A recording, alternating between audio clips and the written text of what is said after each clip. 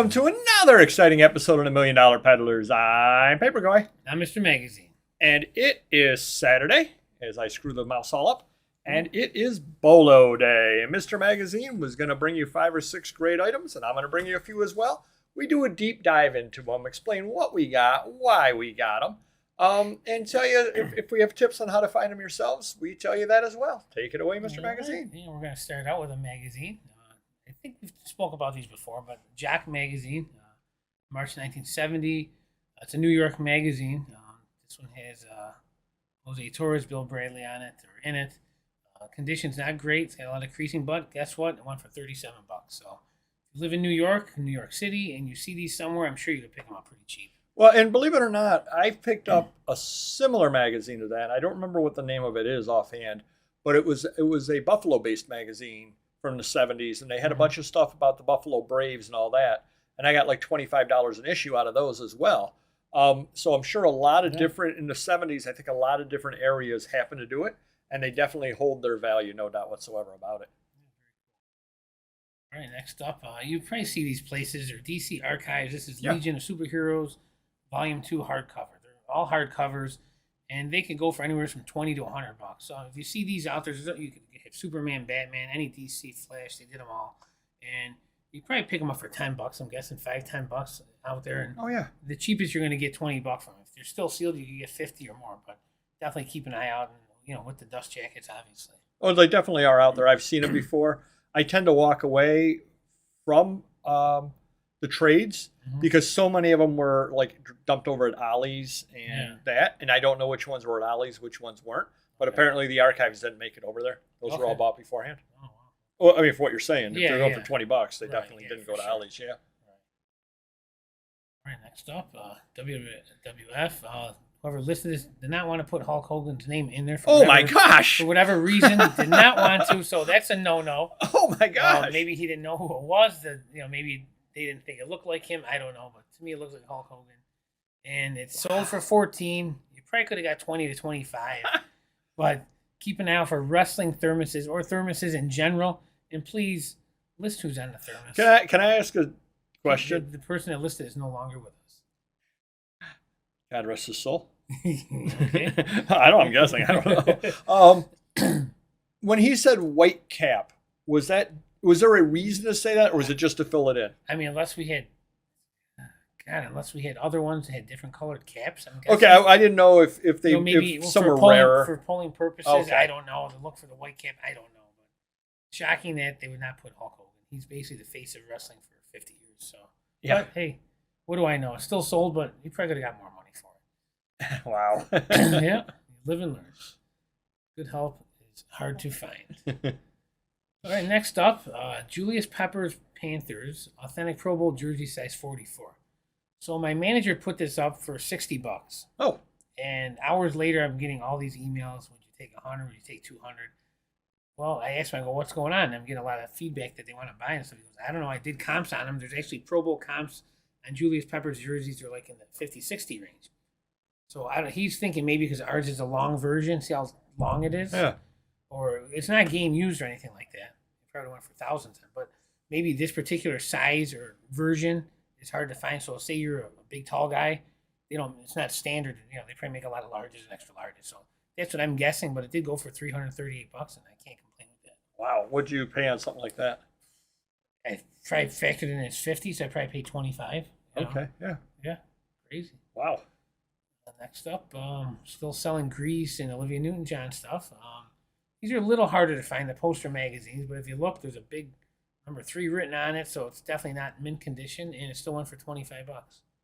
And you do find the poster magazines out there. They did them for a lot of different things, as I Star Wars, remember. Battlestar Galactica, I mean, you name it, yeah, definitely. Yeah, those were popular back in the 70s. And correct me if I'm wrong, isn't that almost like one giant poster? Like it folds out into one giant poster. Yeah, I think one side is a giant poster, Yep. the other side are all small mini posters, but they're all attached. But that's good to know, though, too, because one of the big problems you find with posters, especially for magazines that are aimed at kids, is people take the posters out. Well, they can't take the poster out of this because it is a poster. Yeah. So, but that's good for people to know Sure. also. Yeah.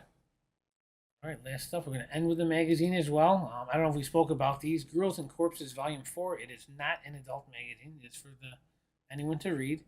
Summer Andy, Sim, Dima's Rare. Okay, it's out of print. But one for $37. Very weird, creepy, I guess you can call it, but they do sell for a lot of money if you see them out there. I've never seen one of those out there. To each his own. Well, I'm going to go with a magazine that I'd never seen before either, Social Justice Magazine. But the main reason why I even listed this, and I got $20 out of it, I took an offer on it, was because that is a really interesting cover. Ladies and gentlemen, meet Satan. And that just goes to show, because this is a religious magazine from the 1930s, nothing too special, except I am certain the cover's what sold it. Yeah. And I forget what collection I picked it up in, but whatever collection it was, that jumped out at me. And I said, whoa, that has to be featured.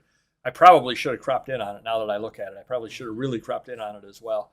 Should have used the best practice on that, but I did not. Next item we have up over here. I don't know what this guide's for, Laugh Comics number 52, but it's in VG condition. I am certain it does not guide at $24 in that condition. Right.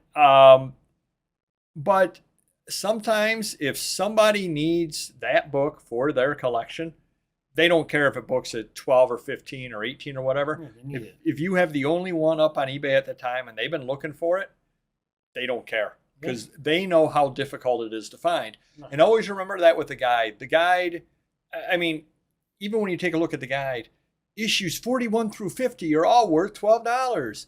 51 through 60 are all worth $10. Oh, really? The 50 and 51, there's really that big of a difference between? Good luck. It's just a guide. Yep. Do remember it's only a guide, and if you got something or other that somebody needs, they're willing to pay you more than what the guide says because they know the scarcity of it. They're collecting it. They're well aware. The next item I have up over here is kind of interesting. The Toad Inn restaurant. And take a look at how small that is. 4 by 4 and a quarter. It is tiny. That is a small thing over there. Toad Inn restaurant menu, 1950s, Los Angeles, California. Toad, Wilshire Boulevard, went for $42. And turns out that was an entire style of architecture where that was what the building looked like. It literally looked like a giant toad like that with the feet out and everything like that. And you walked in underneath the toad. Wow. And it was a whole style of architecture. And there's still a few examples of it around. Not of that particular one, but of other things that they did that sort of thing with. Just goes to show you never know. You absolutely never know. The reason why I listed it, was kind of excited about it and thought it would go for some money was because of Los Angeles, California, from the 50s. And sure enough, it got $42 for that. You've sold a number of W magazines, correct? Yeah. Were you aware it was a newspaper when it started out? Yeah, actually, I have some. Yeah. Do you get $84.20 for one with Cicely Thompson? No, definitely didn't get that. And actually went overseas, so they paid another $30 shipping on it. Don't know what they wanted it for. Really glad they were able to have it. These are tough to find. Cheaper to ship, though. They're thinner. The newer ones are huge, right? Yeah, that's still pretty good size though, because it's a really large size. It's it's a newspaper size. Yep. Got lucky, found like 8 of these in one collection. It's the only time I've ever found them. I think I paid $5 a piece for them. Definitely do, when you see something other like this, I've never seen them before, but they have to be out there, obviously. Yeah. And they were weekly also. Wow. So you're going to tend to find a lot of them together if you do find them.